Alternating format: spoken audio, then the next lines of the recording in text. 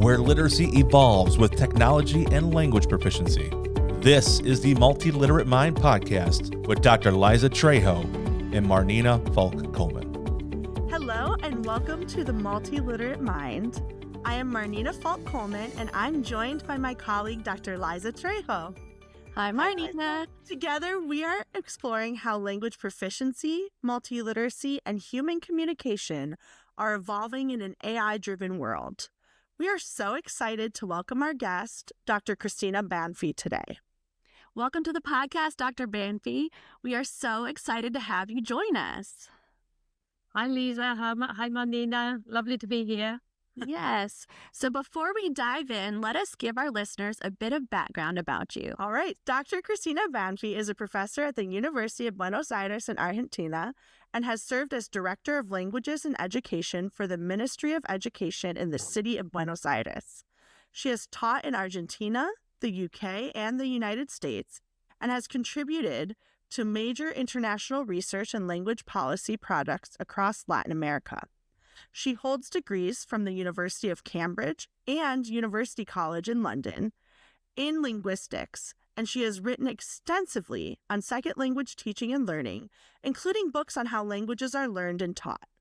Cristina, you bring both classroom and policy-level perspectives to this conversation, and even a recent academic exchange in Hong Kong.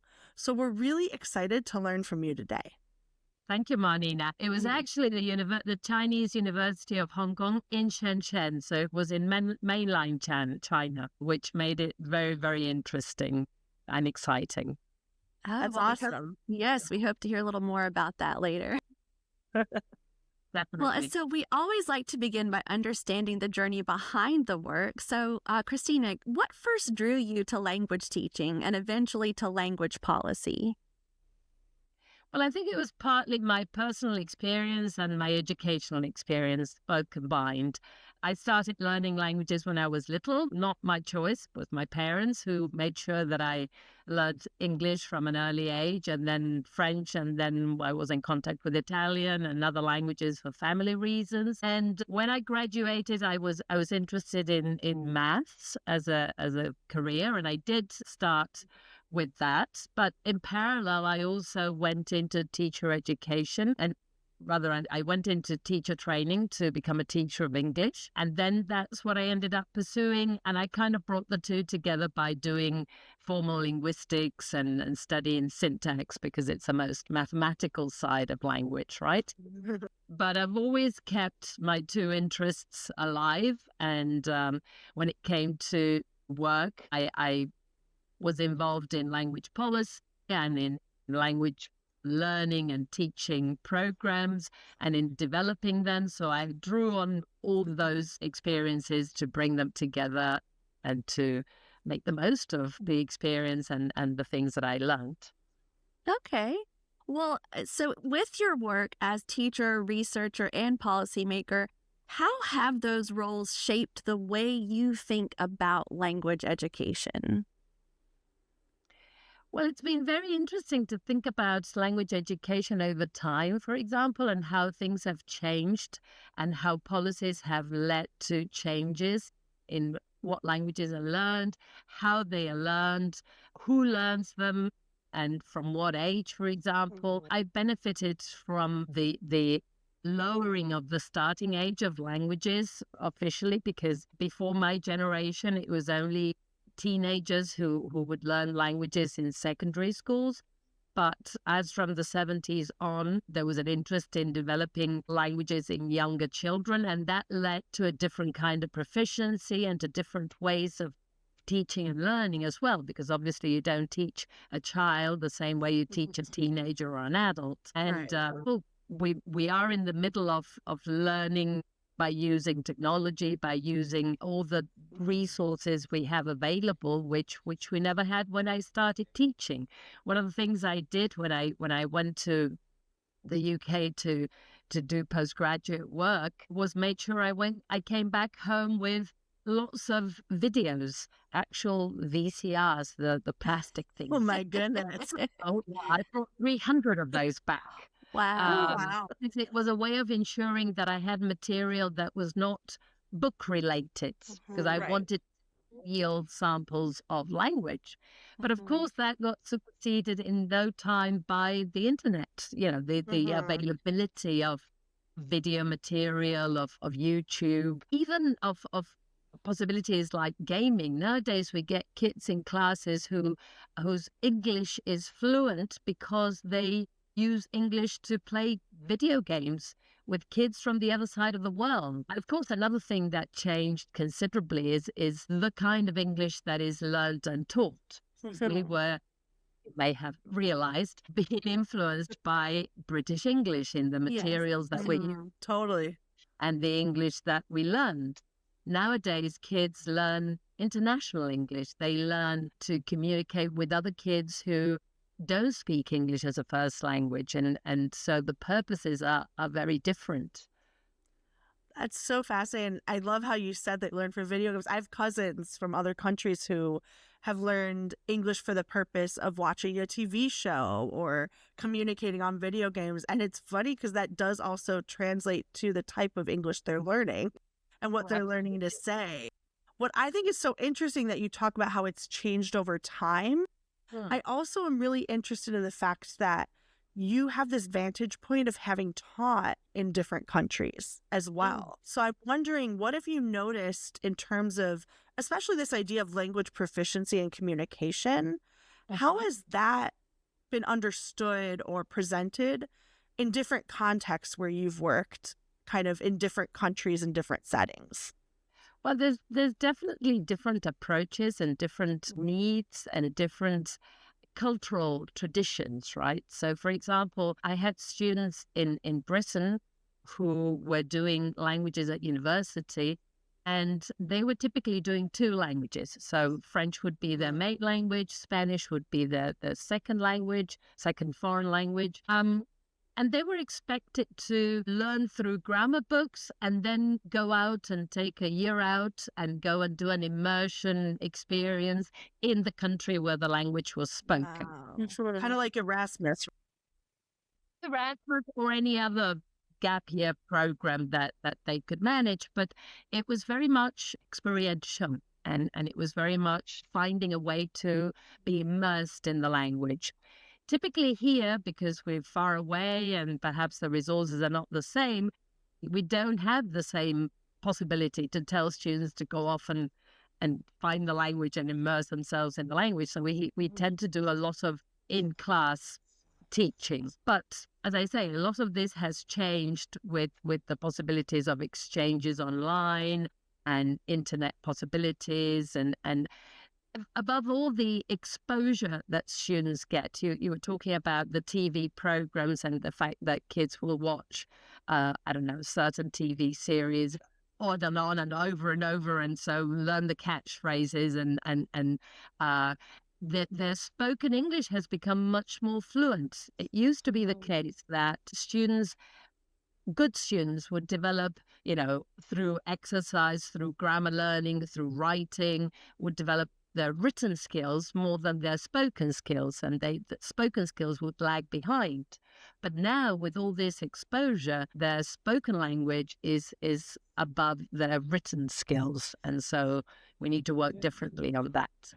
I like that you said that, and it was making me think also of how when I taught in Costa Rica or I taught in Spain, I know especially in Costa Rica, there's a big drive to learn English for jobs like in the tourist industry, in call centers where spoken language is the primary necessity. They have to be able to communicate over the phone. So it's interesting that you're saying that too. They're kind of learning it for the sake of communication, not only for later education opportunities, but the immediate needs they have. Definitely. And on top of that, there's also the learning as part of higher education. So, for example, at the University of Buenos Aires, I teach a course which is specifically directed to future psychologists. It's in the psychology faculty.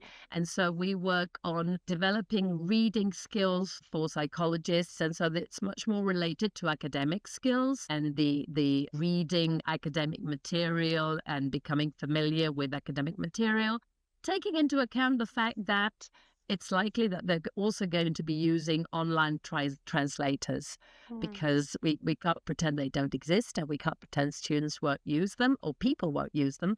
But we know they're fallible, and we know that they have problems and they have issues, and we need to help them identify those issues and sort them out before they cause them trouble. So it's academic skills in English with that extra component of using technology for the purposes of understanding that. Well, since you mentioned literacy, that's my biggest passion in life, really, aside from languages. And our podcast often explores the relationship between proficiency and literacy.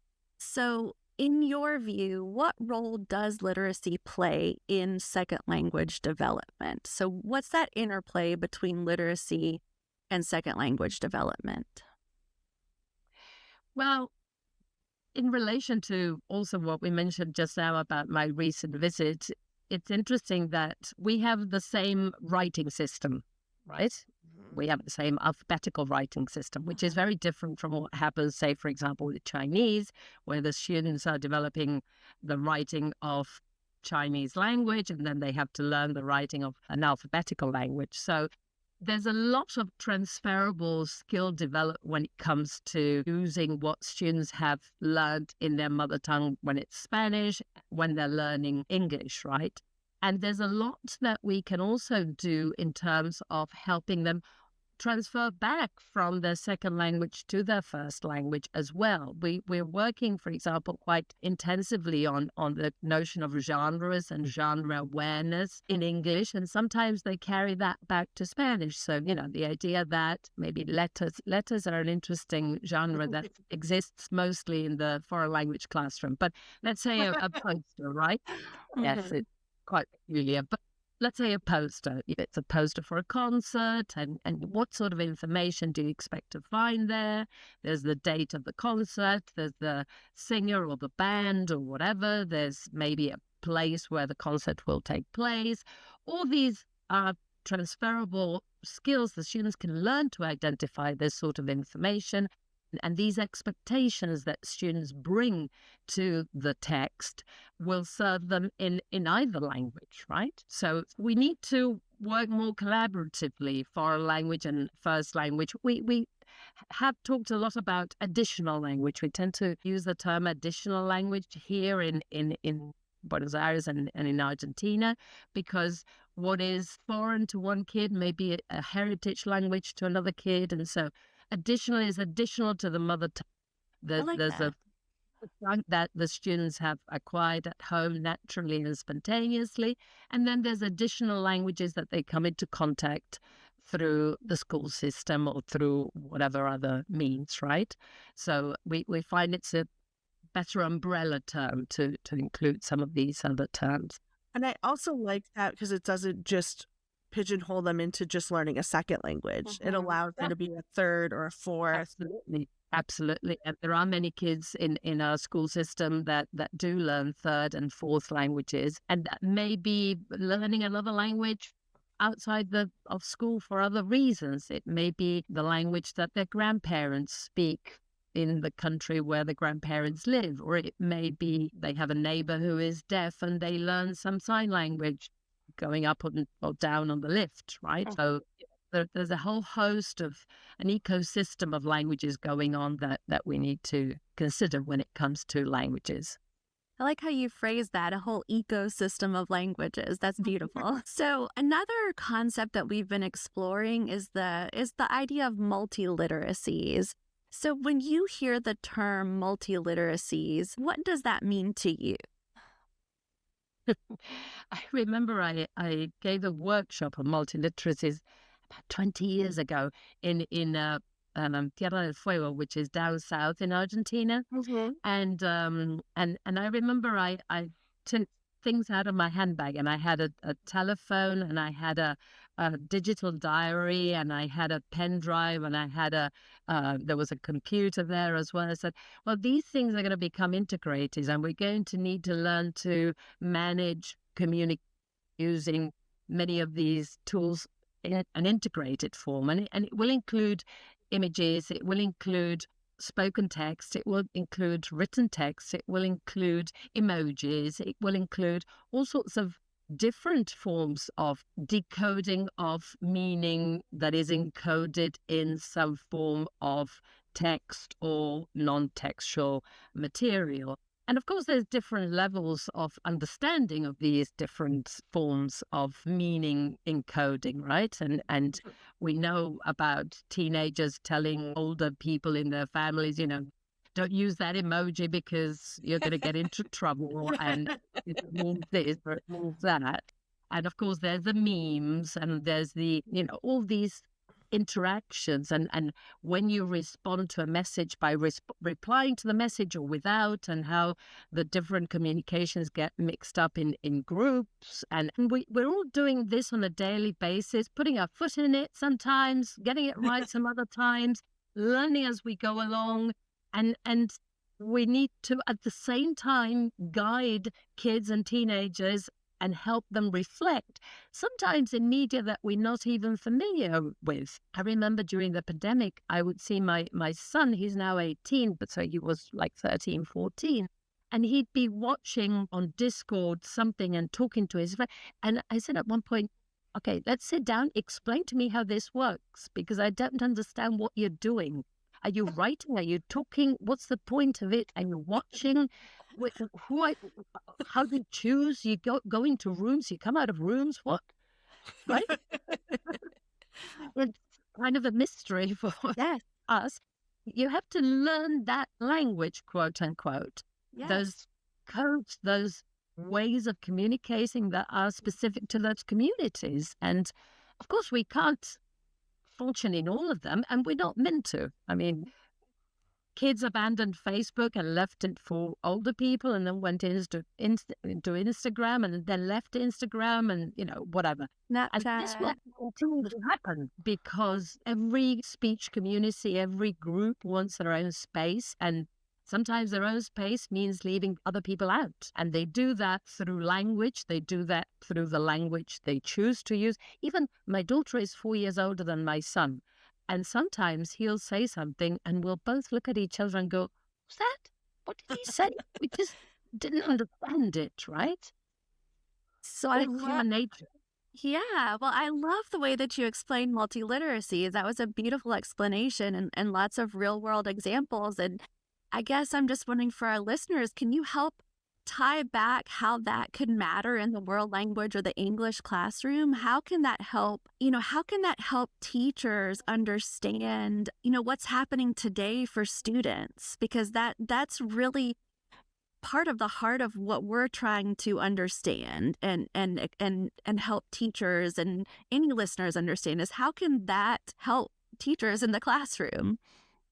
Well, I think one of the key factors there is that we need to start by understanding where students are. As with anything else, it could be a topic, it could be a practice, a language practice, it could be, and then take them to where we want them to be, right? Because it doesn't mean we're going to stay in what they do, because the purpose of education is to expand their worlds, right?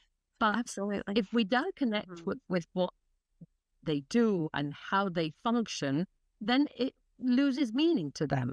So, if you want to start talking about how messages are exchanged and how communication happens, well, you start out by exploring how they communicate. How do you talk to your friends? When do you talk to your friends? Is there a time when you don't send messages? Is it rude to not reply to some message for some purpose, whatever it is, right? You start there and then you look at expanding that and saying, okay, it may be different for other groups of people. It may be different in other contexts. You need to take into account the context. You need to take into account the addressee. You need to take into account the topic. You need to take into account the words that you use that may be more or less appropriate for different people, and take it from there. But always start out with where they are, because otherwise they don't connect to it. Language proficiency isn't a single moment, it's a journey. At Avant, we support the entire proficiency cycle, from learning to assessing real-world language use, to certifying skills that open doors beyond the classroom. Our connected platform gives educators clear data, less guesswork, and meaningful ways to recognize what learners can truly do with language. If you're looking for a better way to support growth, from first practice to verified proficiency, visit AvantLanguage.com. Avant, the language proficiency company. And I hear you saying that with the resources you use as well, connecting to, if the world that they're in is social media driven, connecting them to learning through posts, through videos, through posters. I also heard you mention earlier the psychology class you teach and kind of confronting the realities of translators are out there, AI is out there. How does that come into the play with this multiliterate education and the reality of we're preparing our learners for a world we don't yet know, for a reality that we can only hope to predict? How do you confront that, integrate that, utilize that in your classes? Just a point of clarification. It's not a psychology class. It's a reading comprehension in English class in the psychology faculty. But I do teach future trans, and we're all the time exploring this issue, right? And something that I brought back from my trip was a number of things that I realized must have been translated with AIs that had problems to discuss with those students. There was a very interesting instance of an exchange I had in a hotel where I was visiting. I went to visit the place where the Avatar Mountains are in China.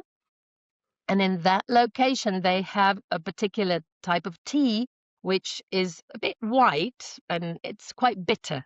And that's what we had in the hotel room because it's their tea. So I went to a reception and the receptionist spoke Chinese and I don't speak Chinese. So I took up my app and I wrote a message and I said, "Do you have any black tea?" Standard question. Easy, should be. And so the app translated it for her and she replied in speech and I put the app on and the translation I got back was, "We don't have any black tea, but we have black tea." So I'm like, the app went crazy. No, the app didn't go crazy. There's two things in Chinese that can be translated as black tea. When I wrote black tea, the app translated it as one of those. And when she spoke, it took into account the two. But in English, it was just black tea. Wow, I love it. So, yeah, I mean, so it's like we're getting closer with the translators, but we're not there yet. And so you have to have that human understanding. You have to, there's still room for humans. There's a great need, and there's a great need for teachers, and there's a great need for human intervention, and humans need to take advantage of learning opportunities, and language is a great opportunity to think about these issues, to think about communication. If we're all isolated in our own little bubbles and we don't learn to communicate, things are going to get much nastier than they can be. So, language can help develop those communication skills and those cognitive skills that we need for life to be better. So I don't think that's going to go away. The instrumental functions of language may be a bit more reduced because a lot of the things I was able to do, I couldn't fathom what it must have been like to go to a place like China 30 years ago. It would have involved a lot more gesturing and a lot more misunderstanding. Still, that doesn't get eliminated completely. And as soon as you start interacting with people, there's another level of communication that comes in. Do you have any other stories from your recent trip to China that you want to tell us about, or what the trip was, the purpose of the trip?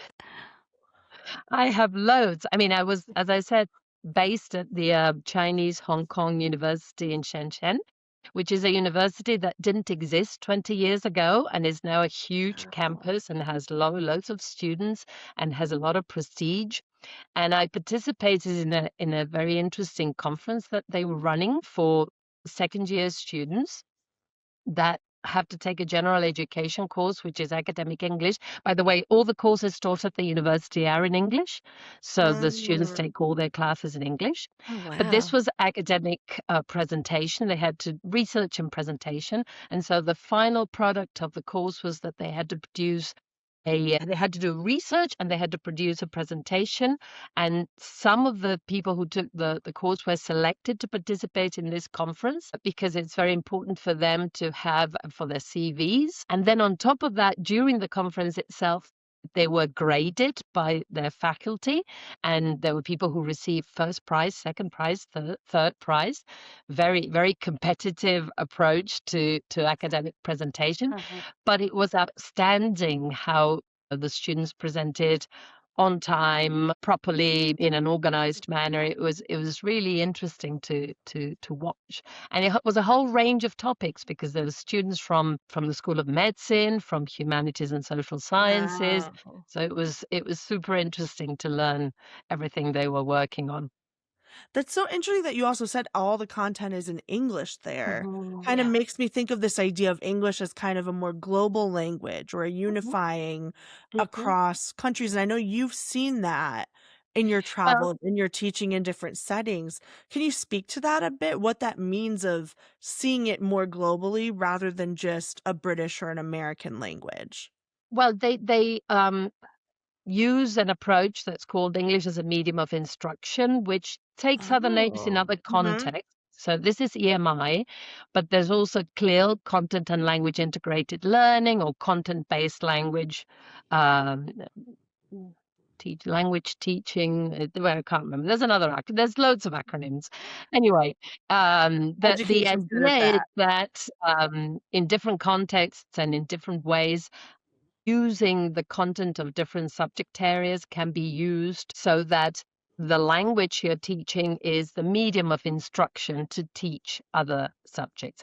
And this is done all the way through school, from kindergarten up to higher education in different contexts. We have some schools that do this in Argentina, but in other countries around the world as well. Sometimes they're known as bilingual schools, but bilingual is a very broad label that can mean lots of different things. And it is a way of expanding the possibilities and the content areas that are covered, so that the focus is not just on grammar, vocabulary, and precision, but on fluency and on covering different topics and subject areas that students learn about through the medium of English or other languages. I mean, obviously, the most widespread is English, but there are many contexts in which other languages are used to teach through those languages.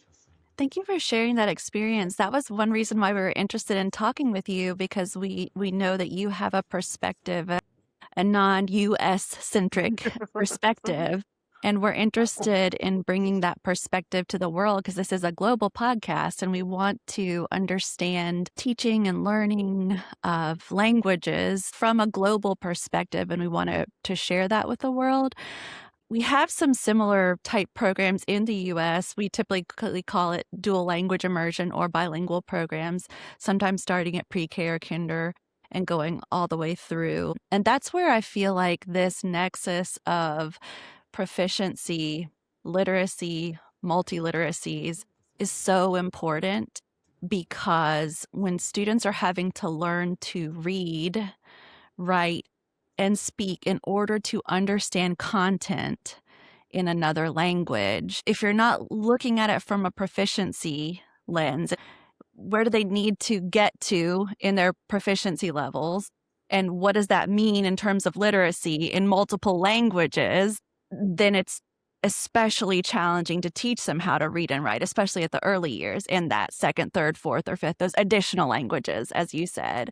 And so we're just curious to find out kind of how people are doing that in other countries and around the world. So thank you for sharing that expertise. Is there anything else you have Well, to add on that particular topic? what I would say is that they can be very fruitful, they can be very enriching programs, provided the right resources, human and material, go into it. And that, as you say, attention is paid to what the different groups of students and the different individual students may need at different stages, but this may change and this may vary. You may have a program where you get students coming in from different contexts, speaking different languages, and you may have a range of languages within the class, or you may have 50-50 two different home languages, and one of those may be the language of the community, or you may have a class that is monolingual in the majority language, but you want to add another language.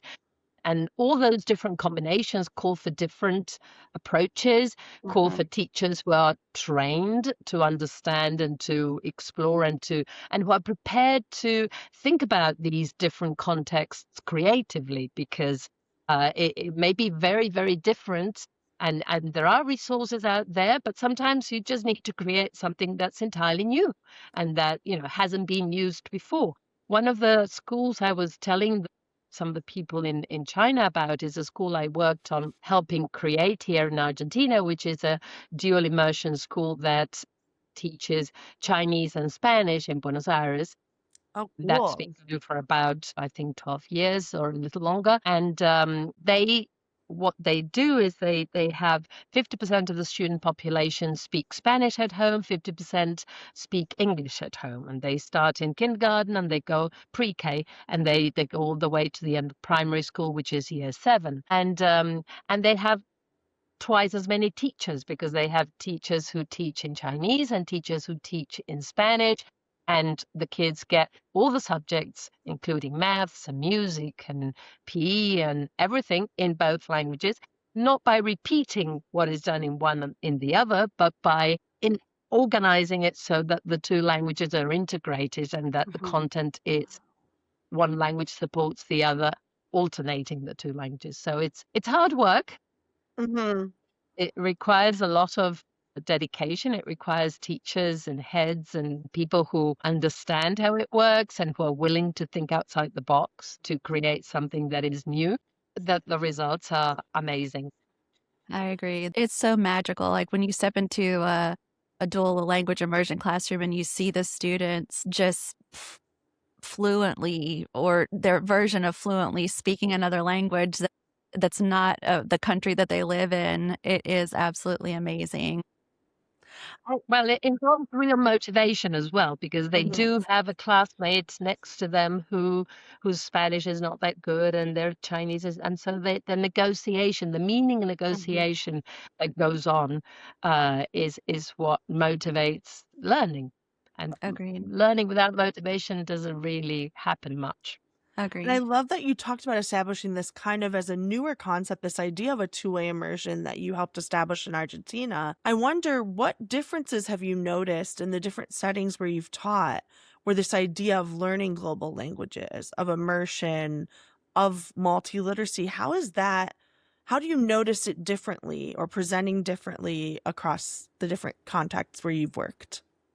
Well, there's different traditions and there's different ways in which, again, I go back to the chronology. I wrote a paper about 25 years ago on what are known as bilingual schools here in Argentina, which started out as community schools, so that they were, maybe linked to a church and a group of immigrants from a particular country. And so the parents came over here to work and they were going to go back. So they set up a school for the kids to keep having an education that was similar to the one from back home, and then that grew into a school, and then that changed, the student population changed, etc., etc. But there are policies and there are traditions that grow out of different cultures. For example, here parents expect their kids to start learning as soon as possible, and they will often make particular efforts to send them, if they don't have a lot of a foreign language in the school, they will send them to a language school in a private context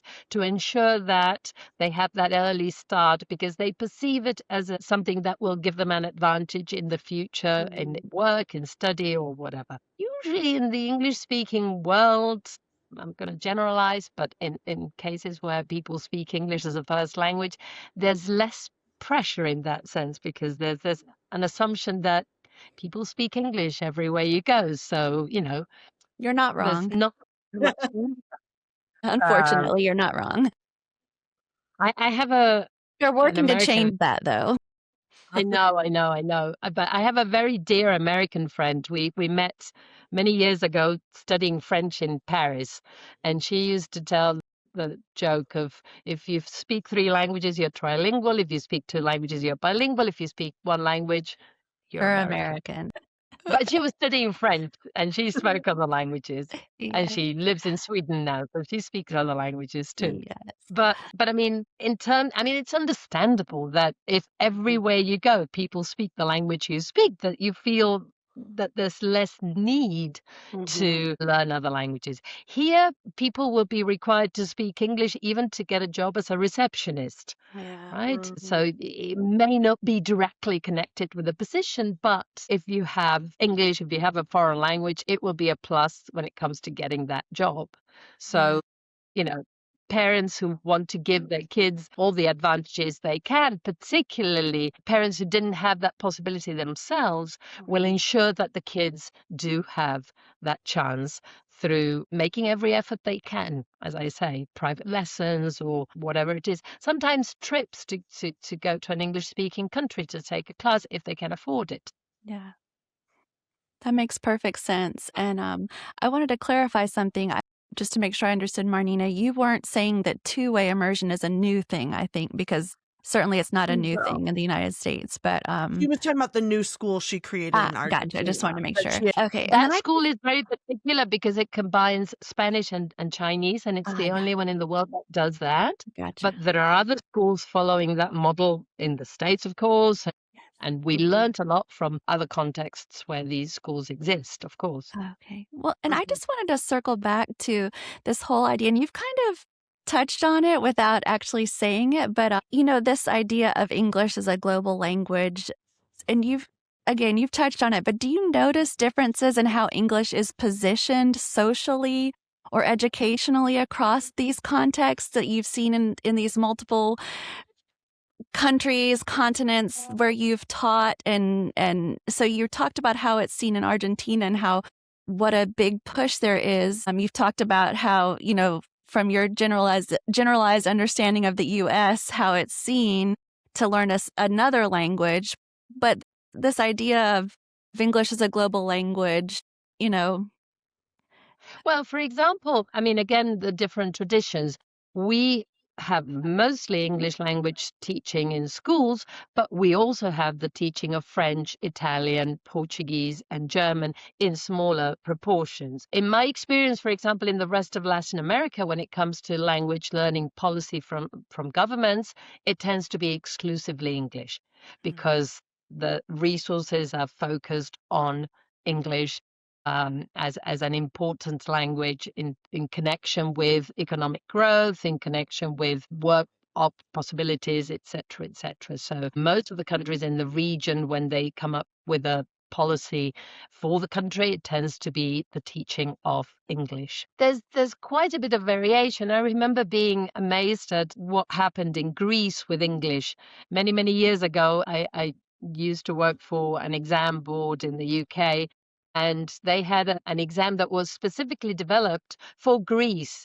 There were so many candidates in Greece that were sitting for these exams that they had to have a separate paper for them. And that was something that was partly policy, but partly cultural as well. Everybody learned English. The another context where English was taught very intensively was in the Eastern European countries, very intensively and to a very high level. Hungary and places like this, they would do very, very well in international exams, and their performance was very high, often without the benefit of traveling to an English-speaking country, but through study. So that was quite outstanding too.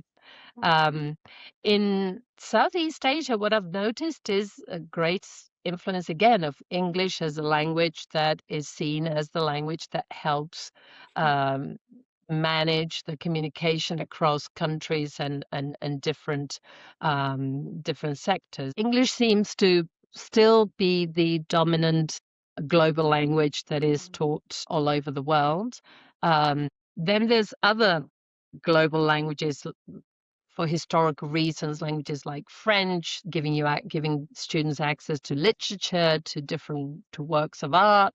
Here in Argentina, Italian is a language that can be, for many people, a heritage language. And of course, there's other languages like that can be considered heritage languages. And the reason people learn them has nothing to do with getting a job or studying in that language. I remember my mother going to learn Catalan at one point because part of her family was from Barcelona. And it was certainly not to get a job with Catalan or anything like that. And for many people, many indigenous languages fall under that category as well, right? It was the language that their great-grandparents spoke or that their grandparents speak. And as adults, they feel a need to reconnect with that language. And that leads to different ways of teaching and different ways of learning as well. Because when people study those languages, they have different aims. Well, I'm so glad you mentioned those other languages too. That's what I was kind of secretly hoping you might get at, because while certainly English is important, to us, it's not the only language that matters. And I like the idea of balancing. Obviously, there is some need to learn it at this point in time, but balancing that with preserving heritage languages and cultures and the growth of continuing to learn additional languages, because there's so much value in all of the languages in this great and wonderful world that we have. And so I'm really glad that you mentioned that. And so I wanted to just go ahead. No, I was just going to say there's a task I started giving my linguistics class students. I started it during the pandemic, and I've continued it because I've seen it work so well. And it has to do with their language autobiography. And what I do is, throughout the course, we deal with different contexts: first language, second language, input, exposure, code switching, whatever it is that we're talking about. And for the final piece of the course, they need to come up with what we call the language autobiography, which is a reflection on their own language learning experience, right? And they're free to choose the format. They've done slide presentations, they've produced websites, they've done all sorts of wonderful things, or they've just written an essay, right? But they explore not only their English language learning experience, but they tell me about how they started learning Japanese because they like anime, or they know a bit of Galician because their great-grandfather was from Galicia, or what. They've contacted their first English language teacher, sending a message through WhatsApp, and they got an audio back and they included that in the presentation. Wow. They talk about their parents coming from different provinces in Argentina and using different accents, and maybe at some point being embarrassed about this accent or that accent. And it's a very interesting way of applying many of the concepts we discuss in the abstract and we read papers about, but bringing them to life in their real experience, right? And making it memorable, because it's a learning, something that they don't forget. That's beautiful. Yeah. Well, we like to end by looking forward, but before we look forward, I wanted to mention how there's really almost nothing new under the sun in education. We're constantly recycling things from the past. And I love how you mentioned things that you did 25 years ago that we're still talking about today, but with a different lens, with a fresh new twist, or with what's happening today. And so your experience has brought so much, I feel like, to this conversation. So I wanted to thank you for that. And I just wanted to ask you if you could influence one major shift in language education globally over the next decade, what would it be? Well, make sure that everybody has a chance to learn as many languages as they want to, for whatever reason and to whatever extent, because the experience of putting yourself in the shoes of another language changes you always in positive ways. And everybody should have that chance. Absolutely. Thank you so much. Thank you so much for having this conversation with us. Thank you. It's been a pleasure. And for all of the perspective you bring and all of that really diverse experience that has helped me see language teaching in the world and maybe a new light too in what you've experienced and what you've brought to the table. And I'm sure that I'm not alone in that. So if our listeners, if you were intrigued by something in this episode and want to add to this conversation, make sure to comment below and remember to like, subscribe, and share this podcast in your networks. Thank you so much for joining us and tuning in. Thank you very much. All opinions expressed in this podcast and the comments are solely those of the individual and not necessarily those of Avant.